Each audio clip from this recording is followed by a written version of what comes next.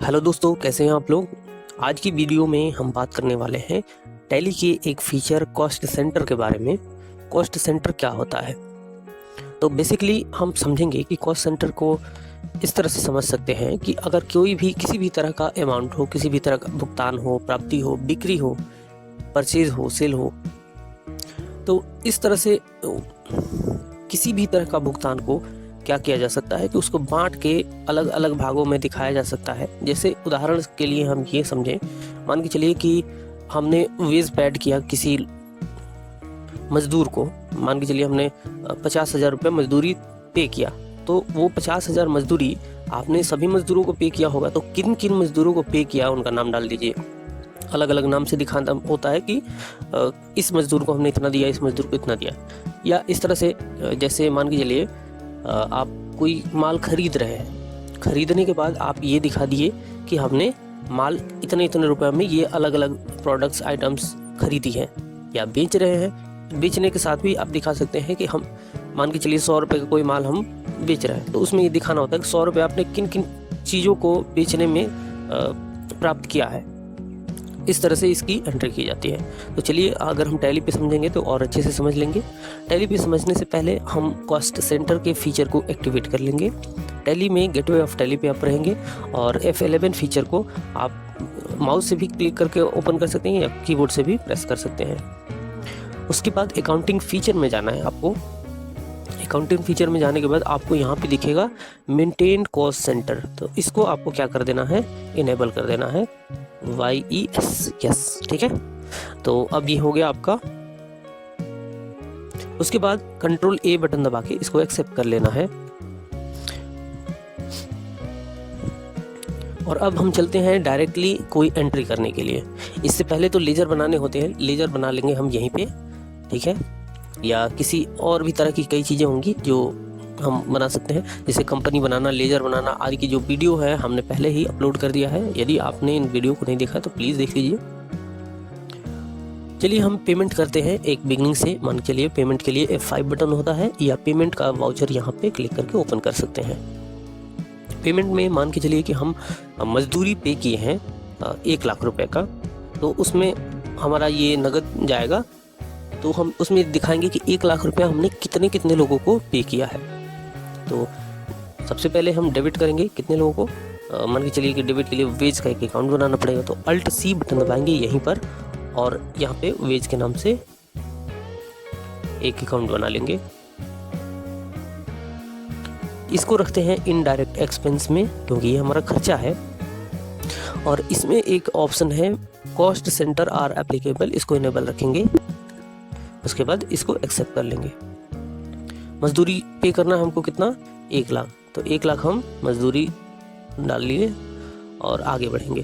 तो ऑटोमेटिक एक cast centre पूछ रहा है कि आप मजदूरी 1 लाख दिए हैं, तो कितने लोगों को दिए हैं 1 लाख, कैसे कैसे आपके 1 लाख रुपए आपके खर्च हो रहे हैं, तो वो आपको दिखाना होता है। तो यहाँ पे मान के चलिए हम कुछ लोगों का नाम ऐड कर ले रहे हैं। यहाँ पे Alt C बटन दबाएंगे और नाम ऐड कर लेंगे। ये होता है कॉस्ट सेंटर क्रिएशन का एक विंडो होता है, इस पे आप नाम बताएंगे। जैसे हमने रोहित का नाम लिख दिया, फिर रोहित को हम पेमेंट किए 1 लाख नहीं, रोहित को हम कर दिए 20,000 रुपये। फिर Alt C प्रेस करेंगे, यहाँ पे बना लेंगे विशाल। विशाल को हमने 30,000 रुपये पेमेंट किए हैं।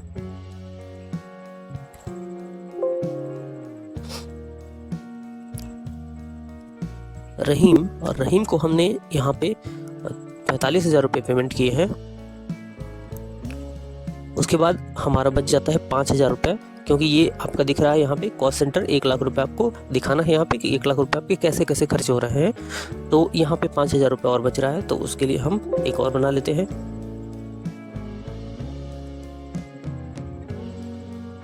मोनू, और इसको एक्सेप्ट कर लिए, 5,000 इसको भी पेमेंट हो गया। तो इस तरह से क्या है कि आपका ये पेमेंट हो गया। फिर कैश से जा रहा है तो कैश सेलेक्ट कर लेंगे। कैश हमारा नेगेटिव जा रहा है क्योंकि हमने नई कंपनी बनाई है, उसमें कैश में 1 भी रुपया नहीं था, तो ये इतना अमाउंट नेगेटिव होगा। उसके बाद यहाँ आगे बढ़ेंगे और यहाँ पे नरेशन लिख लेंगे, बीइंग वेज पेड। तो ये हमारी एंट्री हो गई।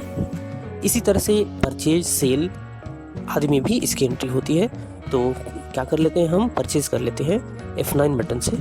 F11 फीचर में जाते हैं, अकाउंटिंग फीचर में जाते हैं और यहाँ पे मेंटेन अकाउंट ओनली में कर देते हैं यस।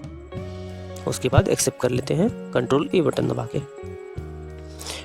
आप देखिए आपको कुछ ऑप्शन कम दिख रहे होंगे, जैसे यहाँ पे इन्वेंट्री इन्फो आता है, उसके बाद इन्वेंट्री वाउचर आता है, तो वो सारे ऑप्शन हट गए।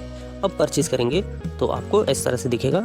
वाउचर मोड में देखने के लिए कंट्रोल भी बटन दबाएंगे और परचेज कर लीजिए। कैश पे कर लेते हैं हम, मान के चलिए हम 1000 रुपये का परचेज कर रहे हैं। फिर परचेज अकाउंट आपको बनाना नहीं पड़ेगा, बाय डिफॉल्ट बना रहेगा। उसके बाद देखिए यहाँ पे कॉस्ट सेंटर पूछ रहा है, तो आपको कॉस्ट सेंटर में आपको लिख देना है। जैसे अल्ट सी प्रेस किए और आपको कॉस्ट सेंटर बनाना है तो उसमें लिख दिए पेन। कंट्रोल ए बटन दबा के एक्सेप्ट कर लेंगे। पेन मान के चलिए आपने 300 रुपये का खरीदा है।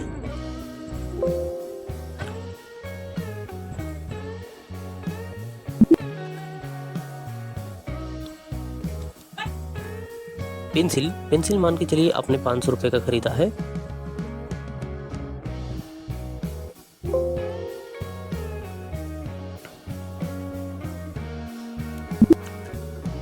इरेजर आपने 200 रुपये का खरीदा है। तो इस तरह से आपने कुल मिला के 1000 रुपये का कॉस्ट आपने शो कर दिया कि आपका 1000 रुपये किन किन मदों में खर्च हो रहे हैं।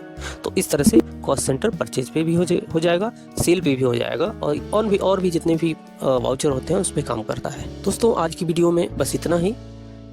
ये वीडियो आपको कैसा लगा कमेंट में ज़रूर बताइएगा। किसी भी तरह की कोई भी कन्फ्यूजन हो, जो चीज़ें ना समझ में आ रही हो तो ज़रूर बताइएगा। फिर मिलते हैं हम अगली वीडियो में इसी तरह की नई वीडियो के साथ। तब तक के लिए जय हिंद।